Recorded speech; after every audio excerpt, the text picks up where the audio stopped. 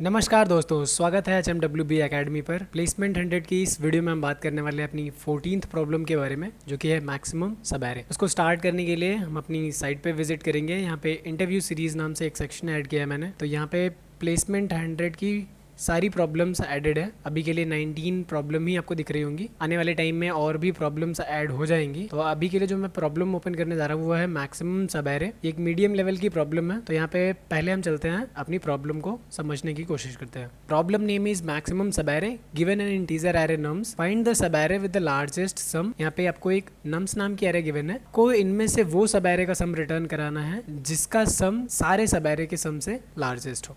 तो यहाँ पे सबसे पहले हमें चेक करना होगा कि कितने सब एरे पॉसिबल हैं, उनका सम निकालेंगे। फिर क्या करेंगे, हम चेक करेंगे कि किस सब एरे का सम मैक्सिमम है। यहाँ पे जो हमारा अप्रोच है वो ये है कि सब एरे फाइंड आउट करना है जिसका सम लार्जेस्ट है। तो इसके लिए हमें सारे सब एरे का सम निकालना होगा और ये देखना होगा कि किस सब एरे का सम मैक्सिमम आ रहा है। जिस सब एरे का सम मैक्सिमम आ रहा होगा हमें वो सम रिटर्न कराना है यहाँ पे। अब यहाँ पे एक एक करके हम सारी सब एरे की पॉसिबिलिटीज को देखने वाले हैं। तो सबसे पहले स्टार्ट करेंगे सब एरे -3। यहाँ पे डिफरेंस है सब एरे सब सीक्वेंस में। सब एरे जो भी होगा वो आपका कंटिन्यूअस सीक्वेंस में होगा। आप किसी भी बीच के एलिमेंट को आप डिस्कार्ड नहीं कर सकते। अगर आप सब एरे बना रहे हो -3 से, तो आपको -3 के बाद -2 लेना ही लेना है। आप -3 के बाद -2 को स्किप करके 4 नहीं रख सकते। ये आपको कंटिन्यूअस एलिमेंट्स रखने होंगे। तो यहाँ पे जो -3 से बनने वाली सब एरेज होंगी वो एक तो -3 होगी, अगेन -3 और -2 होगा, फिर -3 -2 4 होगा, -3 -2 4 -1। तो -3 से बनने वाली ये 5 सब एरेज हैं जो कि स्टार्टिंग फ्रॉम -3 होंगी। सिमिलर केस आता है हमारे पास -2 से स्टार्ट होने वाली सब एरेज हैं। तो -2 से एक तो -2 होगा, फिर -2 देन हम 4 को इंक्लूड करेंगे, देन -2 4 -1 -2 4 -1 एंड 2। ये हमारी -2 से स्टार्ट होने वाली सब एरेज है। सिमिलर काइंड ऑफ केस हम बनाएंगे 4 -1 और 2 के साथ भी। यहाँ स्क्रीन पे जो आपको दिख रहा है ये टोटल नंबर ऑफ सब एरेज है जो कि इस नम नाम की एरे का इस्तेमाल करके बनाया गया है। तो हमें क्या करना है, इन सबका सम फाइंड आउट करना है। तो -3 का जो सम आएगा ये -3 आएगा, यहाँ पे -3 और -2 -5 आएगा,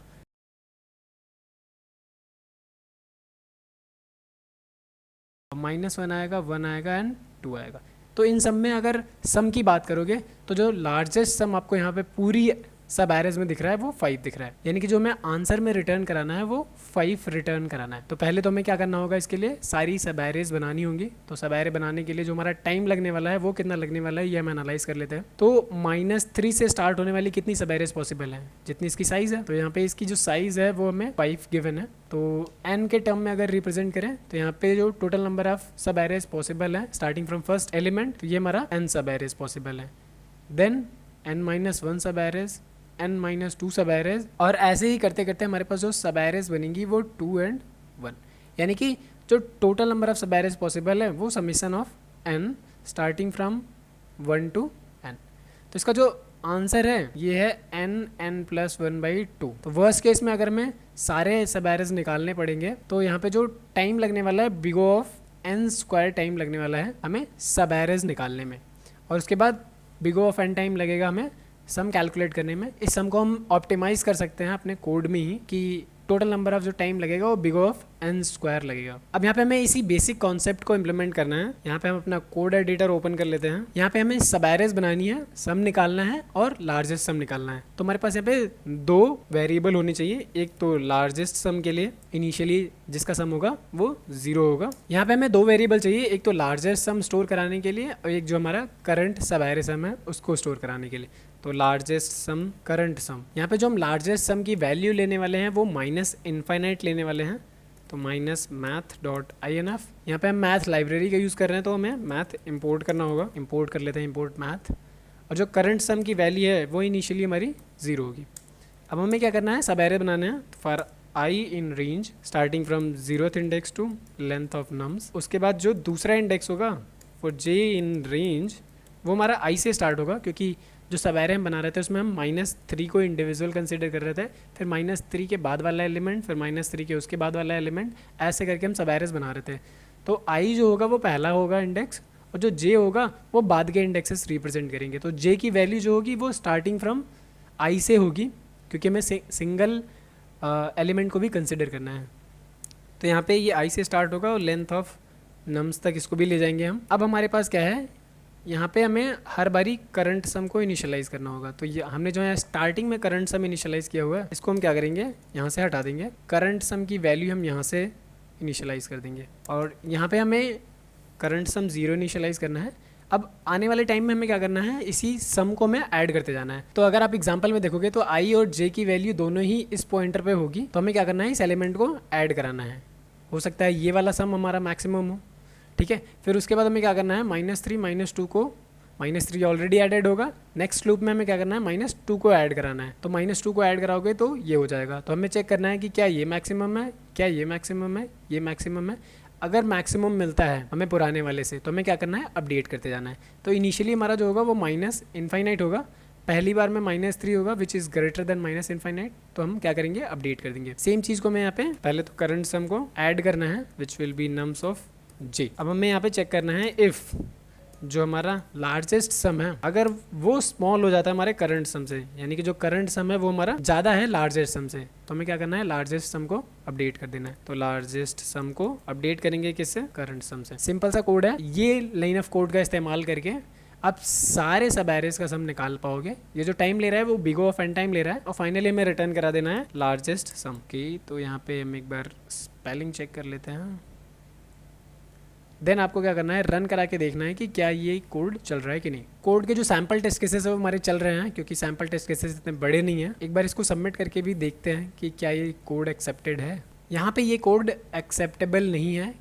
हमारे पास जो यहाँ पे एरर आ रहा है वो आ रहा है टाइम लिमिट एक्सीडेड। ये काइंड ऑफ सिमेंटिक एरर है कि जो भी इनपुट हमें गिवन है उसके हिसाब से ये एल्गोरिथम ऑप्टिमाइज्ड नहीं है। तो इसे हमें क्या करना है, और ऑप्टिमाइज़ करना पड़ेगा। यहाँ पे जो टाइम लग रहा है वो big of n square time लग रहा है। अब हमें क्या करना है, जो टाइम रिड्यूस करना है वो बिग ऑफ n स्क्वायर से कम करना है। तो कम करने के लिए big of n log n time इस्तेमाल हो सकता है, बिग ऑफ n हो सकता है, या बिग ऑफ लॉग एन या कॉन्स्टेंट टाइम भी हो सकता है। अब यहाँ पे इसी एल्गोरिथम को हम ऑप्टिमाइज़ करने की कोशिश करेंगे। तो यहाँ पे हमें स्टार्टिंग फ्रॉम -3 सब एरे सबसे पहले हम कंसिडर करेंगे। तो हो सकता है कि सब एरे -3 से स्टार्ट हो रहा हो, सब एरे -2 से स्टार्ट हो रहा हो, 4 से स्टार्ट हो रहा हो, -1 से स्टार्ट हो रहा हो, या फिर 2 से स्टार्ट हो रहा हो। किसी भी एलिमेंट से स्टार्ट हो सकता है हमारा सब एरे जिसका सम लार्जेस्ट हो। यहाँ पे हमने देखा जो हमारी लार्जेस्ट सम मिल रही है वो 4 से स्टार्ट हो रही है, 4 -1 2। तो हमारी जो सब एरे है जिसका लार्जेस्ट सम है वो किसी भी एलिमेंट से स्टार्ट हो सकता है। तो यहाँ पे हमें इसी चीज़ को ध्यान में रखना है और अपनी एल्गोरिथम बनानी है। तो इनिशियली जो होगा वो लार्जेस्ट हम एक ले लेंगे जिसे हमें रिटर्न कराना होगा। और जैसा कि हमने प्रीवियस कोड में देखा, इसको भी -इनफाइनाइट ही रखते हैं। एंड नाउ एक करंट सम वेरिएबल ले लेंगे यहाँ पे भी, जो कि इनिशियली 0 होगा। अब हम क्या करेंगे, स्टार्ट करेंगे पहले एलिमेंट से, फर्स्ट एलिमेंट से स्टार्ट करेंगे -3। अब हमें ये चेक करना है कि जो अभी तक का सम आया है हमारा, अभी तक का सम यानी कि करंट सम, और लार्जेस्ट सम -इनफाइनाइट। तो यहाँ पे हमें देखना है कि इस एलिमेंट को हम इंक्लूड करें या ना करें।